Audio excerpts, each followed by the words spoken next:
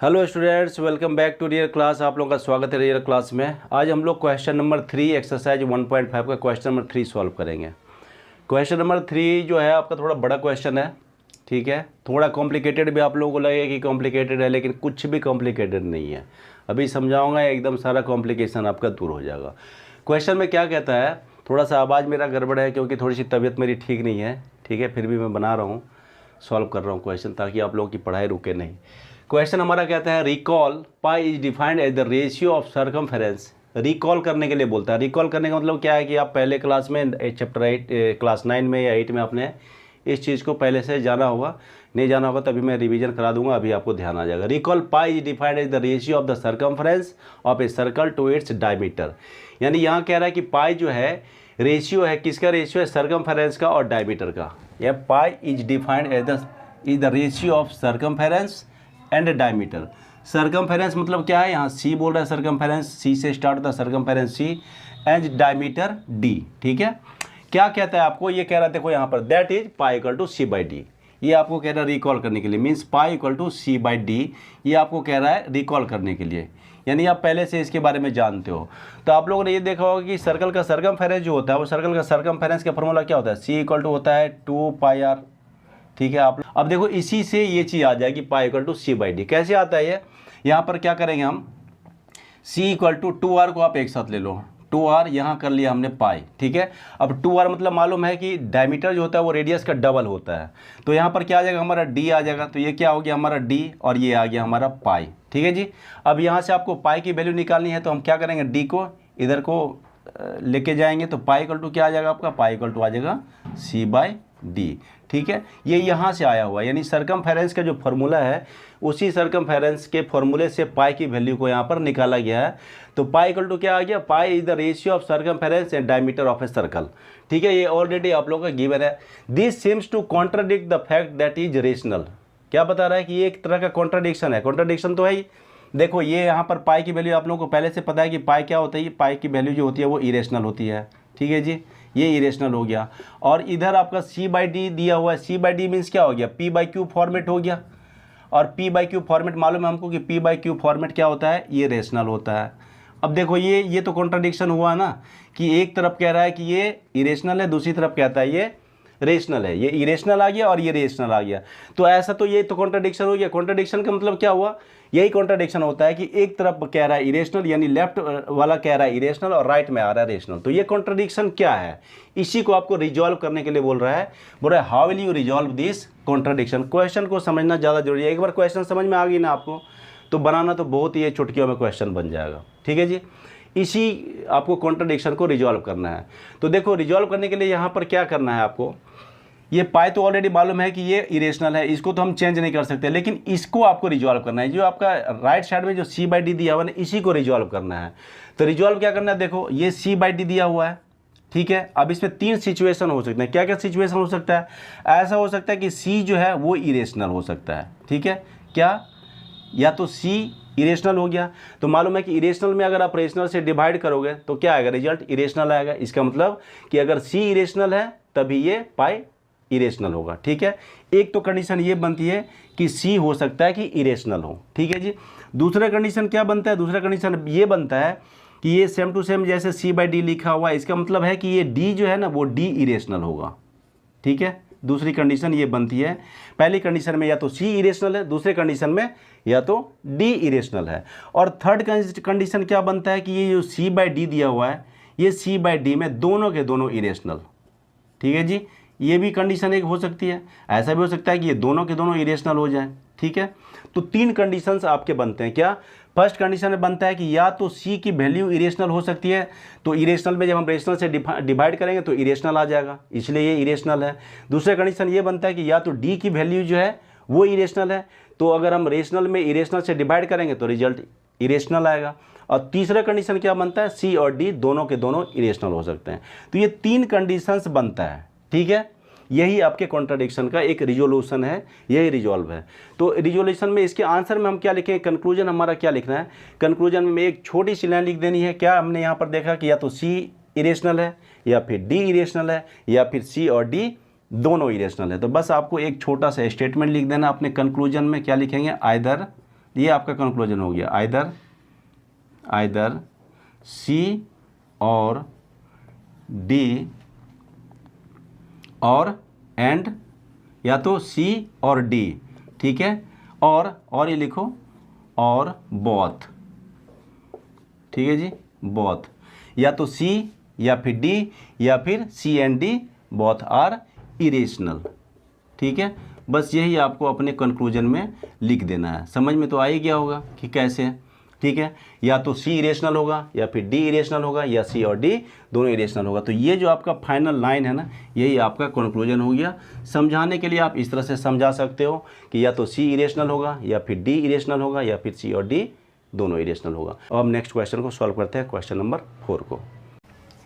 Hello students, अभी हम लोग क्वेश्चन नंबर 4 बनाएंगे। क्वेश्चन नंबर 4 में कह रहा है रिप्रेजेंट 9.3 और नंबर लाइन।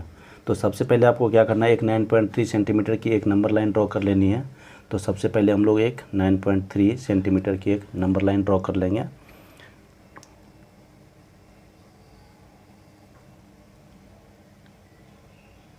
ये हो गई 9.3 सेंटीमीटर की एक नंबर लाइन ड्रॉ।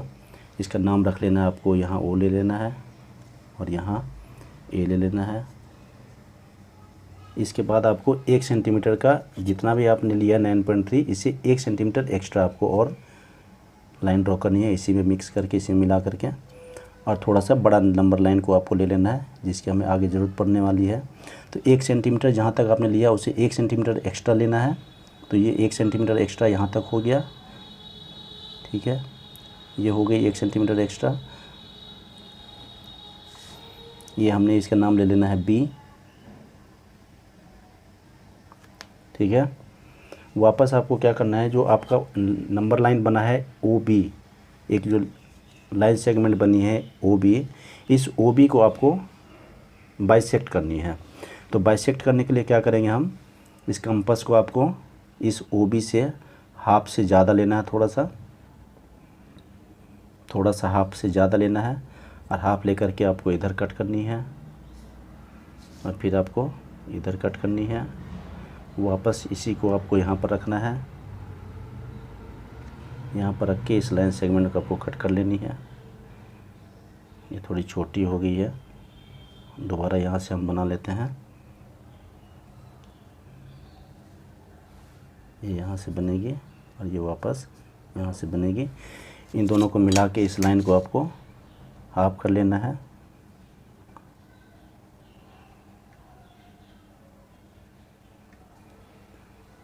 ये हमने बाइसेक्ट कर लेना है इसको। ये लाइन सेगमेंट आपकी बाइसेक्ट हो गई। बाइसेक्ट होने के बाद आपको क्या करना है, जितना भी ये बाइसेक्ट होने के बाद हाफ आता है उतना आपको कंपास को माप लेना है। तो ये हमने इसको इतना माप लिया है। आप दोनों तरफ में से किसी भी तरफ माप सकते हो। आप ये तो इधर माप लो या फिर सेम टू सेम इसको इधर से माप लो, इधर से भी आप माप सकते हो। हाफ माप करके आपको एक सेमी सर्कल ड्रॉ कर लेनी है। तो ये हम यहाँ एक सेमी सर्कल ड्रॉ कर लेते हैं।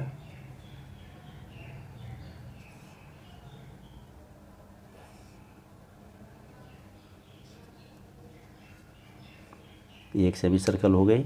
ये सेमी सर्कल ड्रॉ करने के बाद आपको पॉइंट ए पर इसकी मदद से आपको एक 90 डिग्री का एंगल ड्रॉ कर लेनी है। आप कंपास से भी कर सकते हो या फिर प्रोटेक्टर से भी कर सकते हो। तो आप 90 डिग्री का एक एंगल यहाँ पर मेजर कर लेना है। 90 डिग्री का एंगल मेजर करने के बाद आपको लाइन वहीं तक ड्रॉ करनी है जहाँ पर ये सेमी सर्कल को कट कर रहा है। तो ये सेमी सर्कल को जहाँ पर कट करेगा वहीं पर आपको इसको वापस छोड़ देना है। ये हमने ले लिया। इस वाले पॉइंट को आप नाम पी ले लो। वापस आपको कंपास से एपी को मेजर कर लेना है कि आपका एपी कितना है। ये एपी की मेजरमेंट जो होगी यही होगी आपको √9.3। तो आपको सही से इसको मेजर कर लेना है। उससे पहले आपको क्या करनी है, इस नंबर लाइन को थोड़ा सा आगे एक्सटेंड कर लेना है, ताकि जो ये कंपास से जब आप लाइन ड्रॉ करोगे तो ये लाइन सेगमेंट पे कट कर सके। तो थोड़ा सा इस लाइन को आपको आगे की तरफ एक्सटेंड कर लेना है। तो ये लाइन थोड़ा सा हमने आगे एक्सटेंड कर लिया। वापस आपको क्या करना है, इसको मेजर कर लेना है। ये सही से आपको मेजर कर लेना है, जो कि एक्यूरेट होनी चाहिए। जितना भी आपका ये मेजरमेंट इसकी आ रही है ये हमने मेजर कर लिया, ये हमने इसको मेजर कर लिया है। वापस यहाँ से आपको एक ये ड्रॉ कर लेनी है, ठीक है जी। ये पॉइंट जो आपका आएगा, सपोज कर लो हमने ओ ले लिया, ए ले लिया, पी ले लिया, यहाँ पर एक पॉइंट हम ले लेते हैं सी। तो ये जो आपकी पॉइंट सी होगी, यानी ए सी की जो मेजरमेंट होगी, ये ए सी की मेजरमेंट आपकी हो जाएगी। ये जो ए सी हमने बनाया है, ये मैं बना कर दिखा देता हूँ यहाँ पर, ताकि आपको समझ में आ जाए। ये रूट अंडर 9.3 होगी। ये यहाँ ए से लेकर के ये सी तक की जो मेजरमेंट होगी, ये होगी आपकी 9.3। ये होगी रूट अंडर 9.3, इतनी दूर की मेजरमेंट। इस हिसाब से हमारा पॉइंट सी जो है वो क्या आ जाएगा, ये पॉइंट सी हमारा रूट अंडर 9.3 हो जाएगा। और ये जो है आपका जो ए पी की मेजरमेंट है, ये ए पी की मेजरमेंट भी होगी रूट अंडर 9.3। ये रूट अंडर, ये ए पी की मेजरमेंट हो गई 9, और जितना हमने ए पी लिया है उतना ही हमने यहाँ से एक सेमी सर्कल ड्रॉ किया, तो इस हिसाब से आपका ए सी भी हो जाएगा 9.3। तो यहाँ पर चाहो तो आप लिख लो कि पॉइंट सी रिप्रेजेंट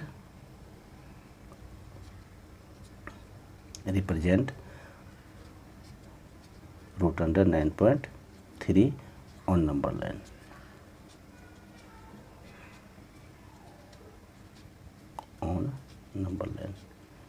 यही आपको ये छोटा सा क्वेश्चन है। एक बार मैं फिर से रिवाइज कर देता हूँ इसको।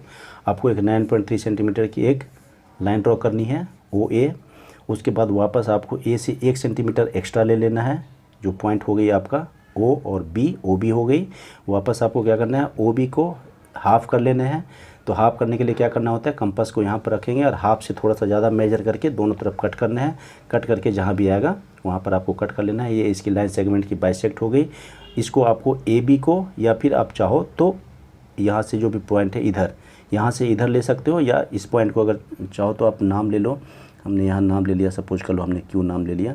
तो आप क्यू ओ भी माप सकते हो, मेजर कर सकते हो, और क्यू भी मेजर कर सकते हो। यहाँ से एक सेमी सर्कल ड्रॉ करना है। सेमी सर्कल ड्रॉ करने के बाद पॉइंट ए के पास आपको 90 डिग्री का एंगल मेजर करना है। 90 डिग्री का मेजर करने के बाद इस लाइन को आपको वहीं तक ड्रॉ करनी है जहाँ तक आपको सेमी सर्कल को इंटरसेक्ट करे। वहाँ से आप एक छोटा सेमी सर्कल ड्रॉ कर लो जो लाइन सेगमेंट को यहाँ पर कट करती है। तो ये पॉइंट सी आपकी हो जाएगी रूट अंडर 9.3, ठीक है। तो यही एक छोटा सा क्वेश्चन है जो आपको रूट अंडर 9.3 को नंबर लाइन पे रिप्रेजेंट करने के लिए बताया गया है। Okay, thank you.